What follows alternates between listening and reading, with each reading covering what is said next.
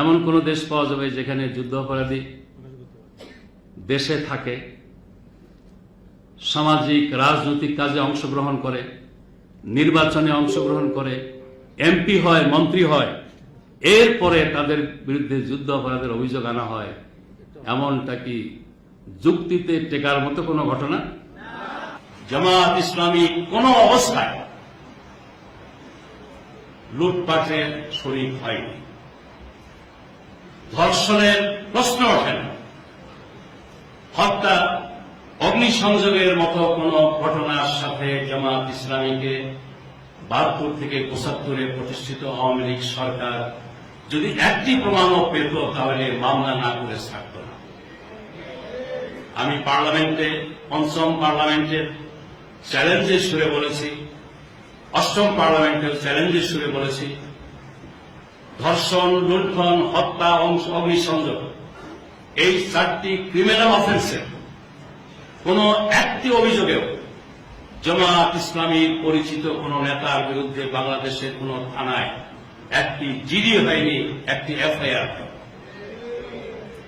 39 বছর পরে যদি কিছু ব্যক্তিকে চিহ্নিত করে তাদের বিরুদ্ধে মামলা তৈরি করা হয়, সেই মামলা হবে সাজানো মামলা। সেই মামলাটাই হবে মিথ্যার ভিত্তিতে, মামলার বাদী বানানো হবে মিথ্যা, মামলার আসামি সাজানো হবে মিথ্যা। ইতিমধ্যেই আমরা বিভিন্ন জেলা থেকে খবর পেয়েছি, তাদের রাজনৈতিক ব্লুপ্রিন্ট অনুযায়ী দেশের ইসলামী শক্তিকে নির্মূল নিশ্চিহ্ন করার জন্য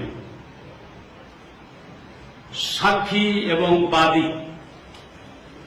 বানানোর জন্য একদিকে লোভ লালসার অফার দেওয়া হচ্ছে, অন্যদিকে ভয় ভীতি প্রদর্শন করা হচ্ছে।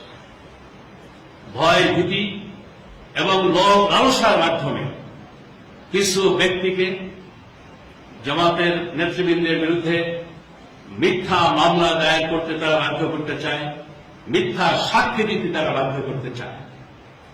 এটা হবে ইতিহাসের জঘন্যতম মিথ্যাচার। আর মানবতা বিরোধী অপরাধের বিচারের নামে মূলত এটা হবে মানবতার বিরুদ্ধে সবচেয়ে জঘন্য অপরাধ। আমি পরিষ্কার বলতে চাই, এই বিচার নামে অবিচার, এর মূল টার্গেট হল ইসলামী শক্তিকে বাংলাদেশ থেকে নির্মূল করা।